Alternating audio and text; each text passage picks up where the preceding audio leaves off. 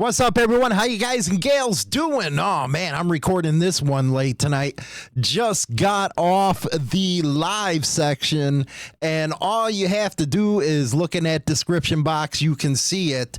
The president of the Waterdogs, MC, came on and gave his side of the story surrounding the events that happened at the Red Rally motorcycle run, that unfortunate incident where people lost their lives, and the whole rally was canceled after that.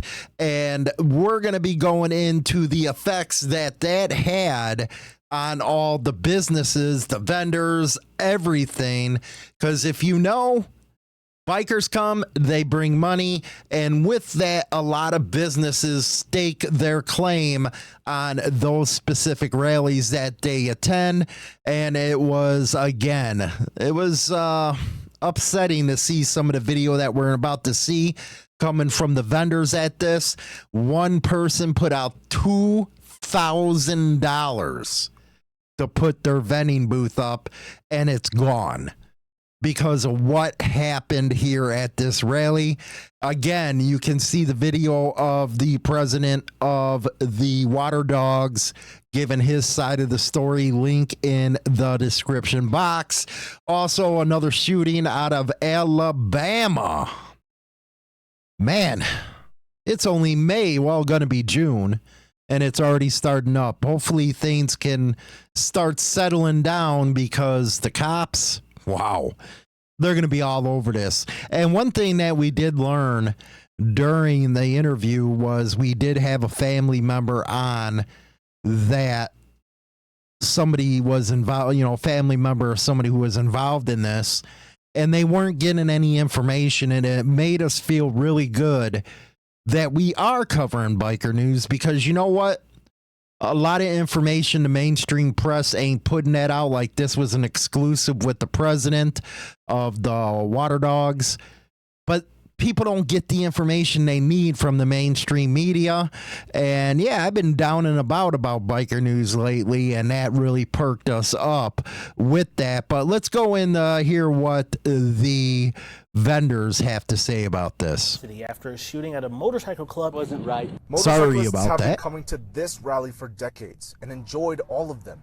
But now, some worry the Red River shooting leaves a stain on a beautiful place. It gives everything a bad name because the majority of us, we're out here to have fun, ride, and be in the wind, stay sane. Many of the motorcyclists here in Red River had every intention of wanting to enjoy the Memorial Day weekend.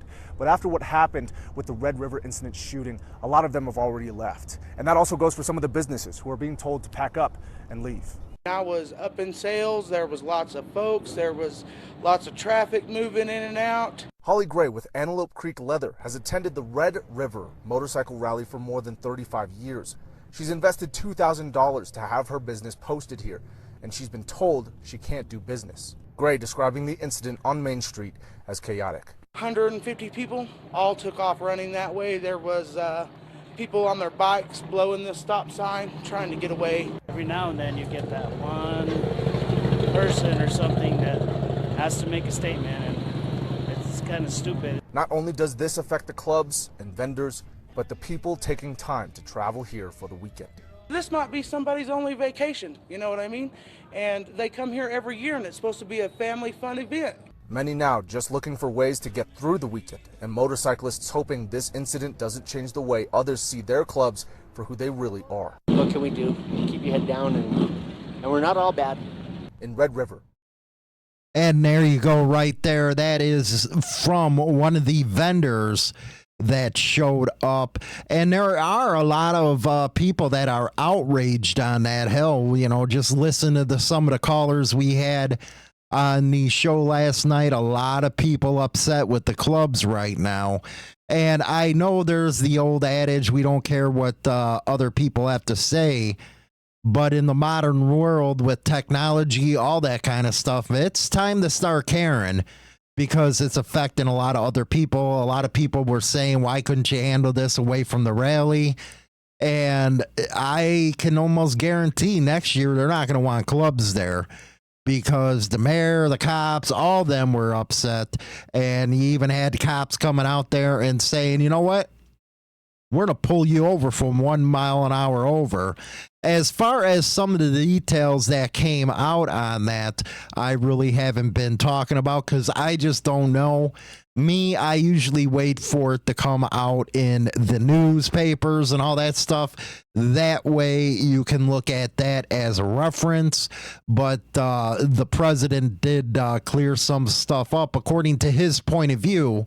And again, I encourage the Bandidos, if you have a public relations officer, to get a statement out to us. We want your side of the story. We just don't want one side. But we're going to go to this shooting out in Alabama right now. After a shooting at a motorcycle club in Tuscaloosa. Now, police say it happened around 11 last night at the Wheels and Spokes Motorcycle Club on Lakefield Drive. They say one man was shot and suffered non-life-threatening injuries.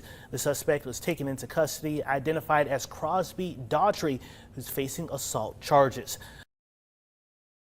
And there you go on that one as well. For those who always say we never put anything good in the news, go to the second half of the show, the live section segment with myself and China Doll, and you'll hear the good stuff during the show, because this show is spread out about an hour and 15 minutes.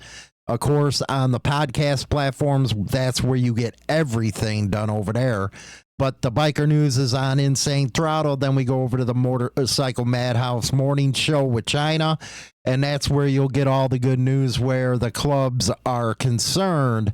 But it's Motorcycle Awareness Month right now, almost over. I think that there should be a longer time period. I'm not going to get my opinion in on that. But check this one out from Texas. On their motorcycles, or maybe decide to buy one. It's also Motorcycle Safety Month, and one local biker group is reminding the biker community how to stay safe. KTSM 9 News reporter Skylar Soto is live in Horizon. And Skylar, you spoke with the biker group. What is their number one worry when they're riding? Well, Carla, the number one worry that these bikers have is basically the safety of being out on the road. Now, the biker group that I spoke with tells me that they talk about several precautions and safety measures when it comes to being on the bikes. Now, the woman I spoke with is the road captain of her group, and she tells me that it's her job to watch out for everyone and the road traffic. Now, the 1MC biker group says they always make sure they go the speed limit, keep a distance, and keep an eye out.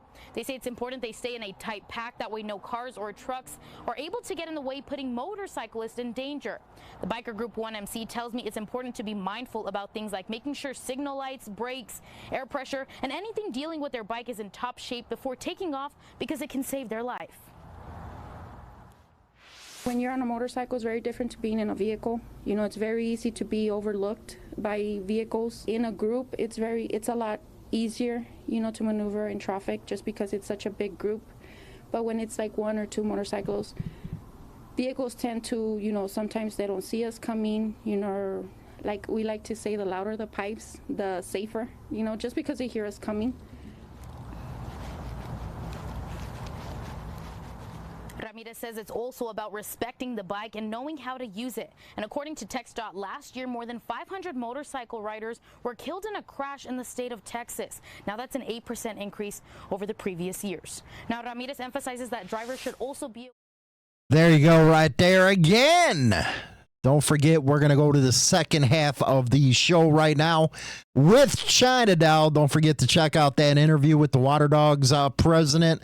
Also, we'll have a replay of that coming this Saturday, just that segment, because it was a 3-hour show. And I got to say thanks, everybody, for making the Monday night shows very successful. We're going to try to get phone lines in here where we can take multiple calls without having to cut off everybody. But anyway, we'll see you in the second half of the show with China Doll right now. Rock on. Join the Insane Throttle Members Only Club on YouTube or Spotify and receive exclusive content Monday through Friday at 9:20 a.m. Central Standard Time. Your membership in the Throttle Club helps keep the show going strong. The Motorcycle Madhouse Morning Show now streaming over on Rumble and YouTube Monday through Friday at 8:15 a.m. Central Standard Time. Tune in Mondays live at 7 p.m. Central Standard Time on YouTube for the Madhouse Monday Night Raw with Hollywood and Marco. Grab a beer or some wacky tobacco and sit back and bust the gut. Subscribe to China Dow's Viper Pit to get your dose of the world according to China Dow. Real and honest opinions on what's happening in the world today. Join the Queen Viper and take a walk on the wild side of life on China Dow Viper Pit on YouTube today.